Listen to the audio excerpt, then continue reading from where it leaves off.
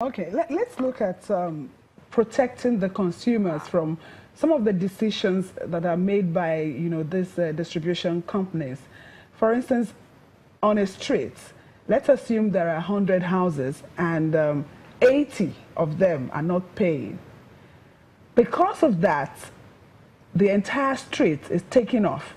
Or if they have issues, they are neglected. And then you go and complain and somebody says, well, not many people pay on that particular street. How do you protect the 20% of the people who are paying their bills regularly? I'm sure that NEC is poised to eliminate such things. One, I believe, and I think I'm correct to say that the courts have ruled that it is illegal to disconnect one consumer. And this was one of the, before I became executive director in Niger Delta Power Holding. Like I said earlier, the entire southern central district of Ondo State, comprising of 6 local governments, have not had power in the last 7 to 8 years. And I remember that I wrote to the president, to the vice president, to NEC, to everybody. And I said it is illegal. Some of these considerations are commercial considerations because the sector has been privatized. But I know for a fact that if one consumer is treated wrongly, NEC is ready to wield the big stick on such discourse. But I mean, the decision to repair a transformer or not is a commercial decision taken by the discos. It is wrong, and I believe it is unfair, it is criminal. Their responsibility is to ensure that those consumers that are not paid are identified and the law is made to deal with such consumers, not to disconnect consumers that are paying for services rendered to them. It is criminal, and it's not defensible at all.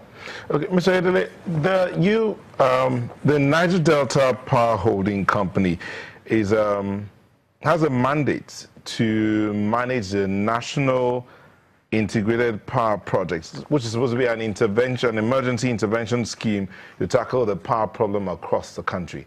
Now, yes, there have been reforms in the power sector, but Nigerian consumers are not seeing the effects of these reforms as they would want to see it. You've just talked about if one consumer is treated wrongly, NEC will wield the big stick.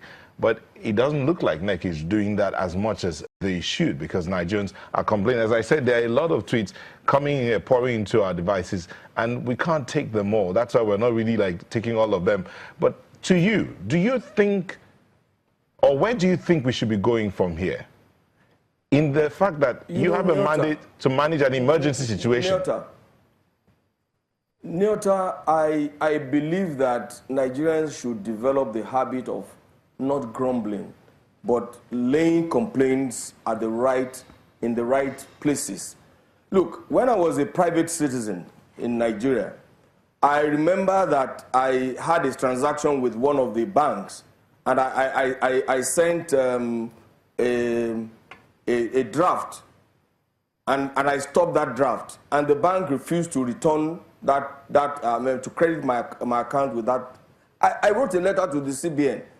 And the CBN directed the bank to refund my money within 72 hours, and that was done. The point is, many of the people who complain don't send their complaints to the right places. In fact, you will be shocked that some of the people who complain, we all have residents association. And I recall very vividly that when I was in Lagos, I complained about the power supply to our area, and I wrote a letter to then it was Power Holding. I wrote a letter to Power Holding. I copied NEC. I copied everybody, and within 24 hours, the National Electric Power Holding Company at the time intervened. So the truth of the matter is that many Nigerians love to just sit down in their homes, in their bear parlors, in their offices to complain. If NEC does not receive these reports, how are they going to act on it? But I can assure you, and I'm sure that there are many Nigerians who complain and whose complaints are attended to. And maybe there has to be more of information dissemination and education, because most Nigerians don't even know where to go to lay these complaints. And that's probably one of the problems that we have. So we need to put the information out there, and the media has a lot of work to do. Rather than go on social media to complain, if we have information about where to complain, people don't even know the address of the nearest police station to them. Okay. So how do you complain? You don't have their telephone numbers. And these informations are disseminated all of the time. People don't write it down.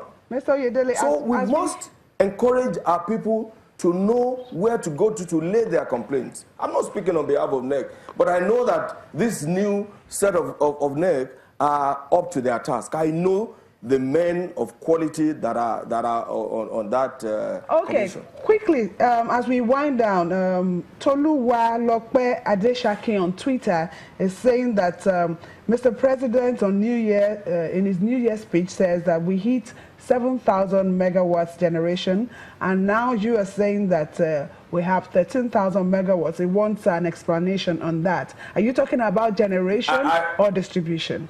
No. I said we have available capacity of over 13,000 megawatts. That's a fact that can be corroborated. I mean, it's available. You can go online to find that fact. But what the president said is that today the capacity to transmit is a little over 7,000 megawatts. That's a fact as well. I mean, today TCN is able to wheel over 7,000 megawatts. Okay, thank you for by that. The time we complete all the ongoing projects, the new Abeokuta, Papalanto, Akongba West, that is about to be commissioned next week, the Lafia 132 kV, 330, 132 kV, 33 kV transmission line, and all of the efforts that TCN is making, I am absolutely very certain that before the end of 2019, Nigeria will be able to wheel at least 10,000 megawatts. So much. Thank you for all your contributions this morning. We've been speaking with the Executive Director, Engineering and Technical Department Services, Niger Delta Power Holding Company Limited, Mr. Ife Oyedele. Thank you for your thoughts. So we'll go on a quick break now, and when we come back, Janet will be in the house.